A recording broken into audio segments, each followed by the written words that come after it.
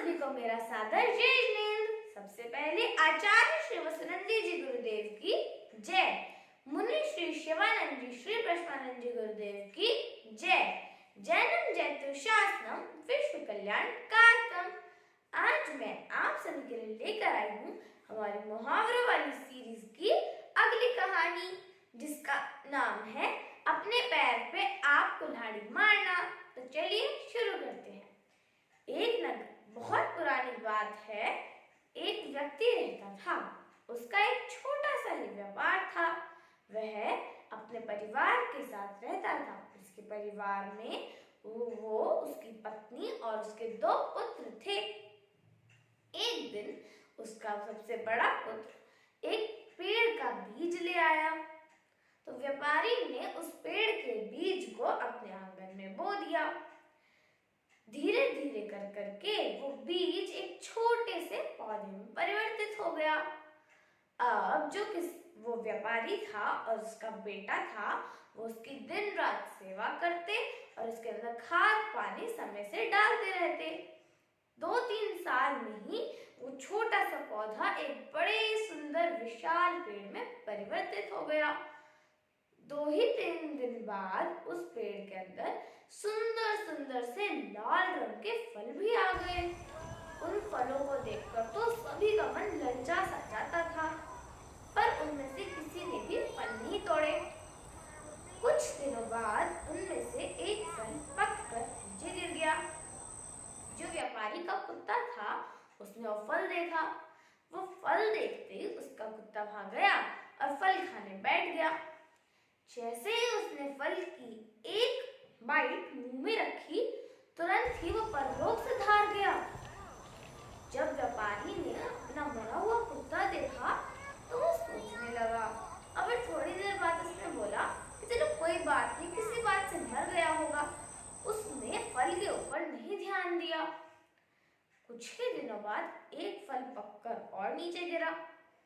अब व्यापारी के बेटे ने उसे देखा तो उसके बेटे का भी मन कर गया खाने का, तो वो भी उस फल के पास गया। उसने एक टुकड़ा तोड़ा और अपने मुंह में रखा और तुरंत ही उसकी भी मृत्यु हो गई। अब व्यापारी ने अपने बेटे का मुंह खोल के देखा। वो टुकड़ा उसके मुंह के अंदर अभी भी था। तो उसे ये बात पता चल गई कि उसके बेटे की मृत्यु इस फल की वजह से हुई है। क्रोध में आकर उसने पेड़ के सारे फल तोड़ डाले।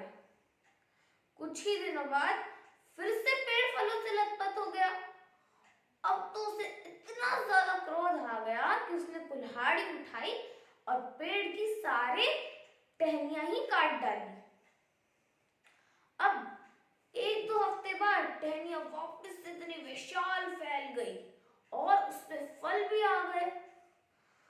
अब तो वो अपना सिर पकड़कर दरवाजे के आगे बैठ गया और यही देखता रहा कि कोई भी गलती से उसका फल ना खा ले।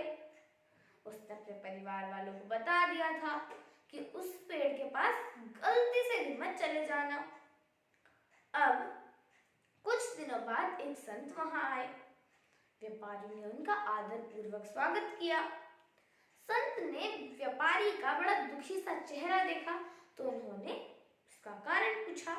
तो उसने रोते रोते अपनी सारी घटना बता दी।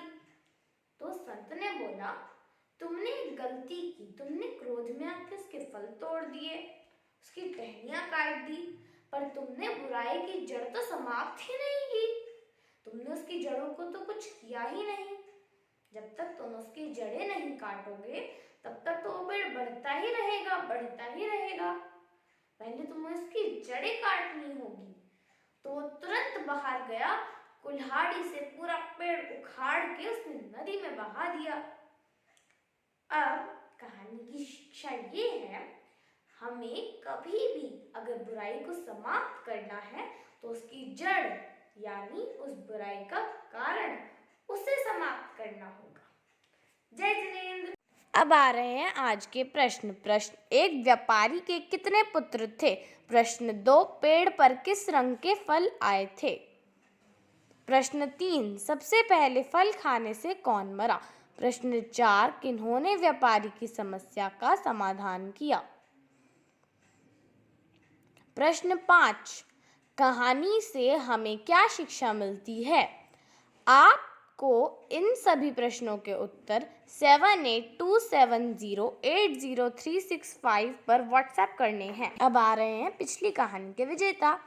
पहले अनीता जी गाजियाबाद, दूसरे वीणा सेठी जी इंदौर, तीसरे सौरभ जी बिजनगर, चौथे मोहित जी गाजियाबाद, अमित जी शादरा।